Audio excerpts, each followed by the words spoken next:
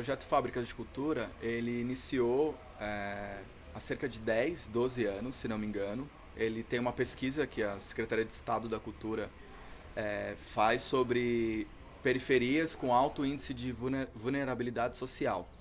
E aí começa o projeto, né, o programa Fábricas de Cultura, ele começa a atuar em parceria com os espaços que já existiam. Então ele ainda não tinha os equipamentos nesse período. Então ele atuava em parceria com as ONGs, né, e com os CELS, já existentes também. E aí tinha um projeto dentro do Fábrica de Cultura, que era o Projeto Espetáculo, que é ele que juntava cerca de 100 jovens, 100 adolescentes, né, dessas comunidades, onde essa pesquisa indicou aí um índice grande de vulnerabilidade juvenil. E aí ele montava um espetáculo. E aí tinham educadores, preparadores, né?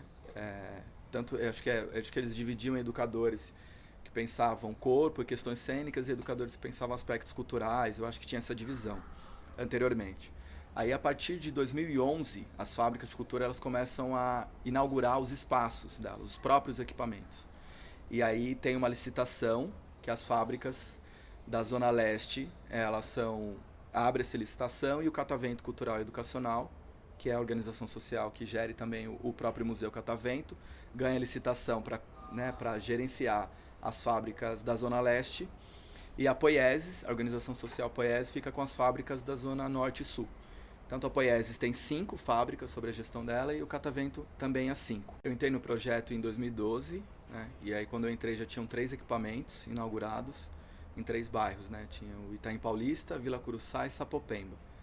E aí eu fui contratado para ser, a princípio era dramaturgo, né? Eles abriram para dramaturgia e não orientador de dramaturgia. Essa questão de ser uma orientação e de dramaturgia ser colaborativa foi um pouco um processo que eu fui desenvolvendo no decorrer, né, do processo. Aí depois a fábrica do Belém e de Tiradentes são inauguradas e aí as fábricas da Zona Leste, né, totalizam 5 equipamentos e eu continuo a trabalhar desde 2012 como orientador de dramaturgia. Tem uma equipe que eles chamam de equipe central de orientação artística que passa nas 5 fábricas, visita 5 fábricas, trabalha a formação com os educadores, né, com cada equipe e também com os aprendizes, com workshops, com intervenções. Somos 3, né? Eu faço parte dessa equipe de orientação, sou orientador de dramaturgia. Aí tem o Fábio Caniato, que é orientador na parte técnica, artística técnica, e tem o Fabiano Benigo, que é orientador na parte de pedagogia, orientador pedagógico. Então o projeto hoje ele tem essa organização, o projeto espetáculo, né? Cada fábrica tem um grupo de jovens, de cerca de, varia, de 60 a 80, mais ou menos, jovens. E o processo é desenvolvido durante um ano, um processo artístico que eles estreiam um espetáculo em outubro, normalmente outubro, né? No final do ano eles estreiam, depois eles fazem itinerância, que é a apresentação em outras fábricas. Cada fábrica recebe as outras, né? Os outros núcleos e também se apresenta nas outras. E aí o meu trabalho de orientação de dramaturgia, ele foi se alterando, né, desde a minha entrada.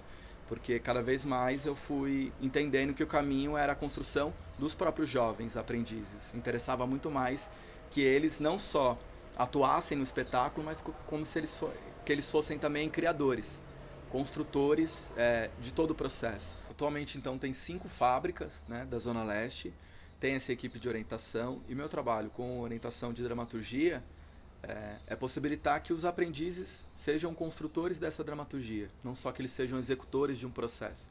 Então, apesar de ter o nome Projeto Espetáculo, a gente brinca que interessa mais pra gente o processo espetáculo, o processo projeto, ele não é tão... O espetáculo, sim, o espetáculo chega, ele atende talvez as suas necessidades expressivas, mas interessa a gente pensar esse caminho, que é um caminho de cidadania, que é um caminho de acesso, um caminho de consciência crítica, né? Interessa essa construção, que aí chega no espetáculo também, né? Chega potente no espetáculo, cenicamente, tem questões técnicas que são trabalhadas, mas o objetivo principal, o que nos move enquanto equipe, a equipe de orientação e a equipe de educadores, é pensar isso, pensar um espaço que o aprendiz ele não é executor de nada que é pensado externo a ele. Então, ele é alguém que observa criticamente sua própria realidade, a sua comunidade, e transforma isso artisticamente, esteticamente, né? Então o projeto ele é um projeto muito potente de ação, né, nas periferias, e infelizmente ele está passando por tanto a Organização Social Poiese quanto aqui eu trabalho com o Catavento, por uma diminuição de verba muito grande, assim, com muitos cortes. A gente está lá, né, está num espaço de resistência, mas são muito cortes, então a gente preocupa, né? Preocupa porque eu brinco que eu nunca vi um equipamento cultural dessucatear. Eu só vejo ele sucatear. Eu já participei de vários, recentemente inclusive a Casa de Cultura e Cidadania, que é um local que eu já trabalhei 3 anos, que ficava na Vila Guacuri, na Zona Sul. Ele tinha um aporte, não era estadual, era iniciativa privada, ele tinha um aporte da AES, Eletropaulo. E aí esse aporte sai, o AES vai fazer o instituto dela e a casa fechou.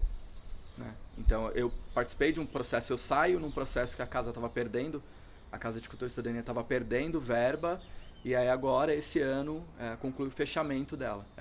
Eram 6 unidades. Tinha Osasco, Vila Guacuri, que é a única da cidade de São Paulo, tinha outros municípios também. São José do Rio Pardo, Caconde, Barra Bonita. Então era um projeto muito bacana também. Então é preocupante, porque eu acho que a área cultural ela é muito frágil quando envolve esse processo de troca de gestões e essa canetada, né? Porque é muito fácil congelar, é muito fácil tirar. É uma batalha muito difícil para você conseguir, por exemplo, a lei de fomento aqui em São Paulo, ao teatro, a dança, circo. O programa vocacional também é uma batalha municipal, e agora o município congela 43% da cultura. E aí congela, né? Tá congelado o fomento, o Zé Renato, tá congelado o PIA, que é de formação infantil, tá congelado o vocacional, que atende mais os jovens, em diferentes áreas, em diferentes regiões, enfim. A gente, inclusive, está agora, né, vários artistas e educadores no projeto que cultura não se congela. Começa daí, né? Cultura não se congela. Cultura é uma teia de relações humanas, é como a gente constrói as nossas relações, os nossos afetos. Cultura não é algo que é localizado numa experiência humana de, eu vou cortar aqui. Não, existem equipamentos culturais que são equipamentos de construção para a gente pensar a cultura. Mas cultura é um conjunto de saberes, uma rede imensa. Então não há como congelar a cultura, ainda que você possa realizar um corte mostrando que o governo, enfim, atual tem um desprestígio nessa área. Isso pode, porque existem profissionais trabalhando nessa área. Né? Ainda que ela seja mais ampla, existem arte educadores, tem pessoas... O meu contrato, inclusive, na Fábrica de Cultura está lá, educador cultural. Né? E eu fico pensando o que significa ser isso, né? Ser um educador que trabalha com cultura. Significa pensar o quanto isso é fundamental na construção de outros saberes possíveis, de outras narrativas. Então tem essa experiência da fábrica, que é um projeto muito potente, as fábricas de cultura, que está passando por esse movimento de corte. Eu também sou um artista orientador do programa vocacional, e a cultura em São Paulo está congelada, né, 43%. Então a gente continua como um espaço de resistência, como sempre foi. Né? Fico pensando, os que vieram antes também não tiveram uma vida nem um pouco fácil. Né? Penso, inclusive, que era muito mais difícil o percurso histórico antes do Brasil, porque a democracia no Brasil ela é muito frágil. Né? Ela começa a engatear, vem alguém e derruba. Né? E aí esse campo cultural ele precisa de um fortalecimento da democracia. Né? Equipamentos culturais fortalecidos são a democracia sendo fortalecida. E aí tem forças no Brasil que não interessa essa democracia. Interessa que ela fique engateando e que ela seja frágil, né? Infelizmente.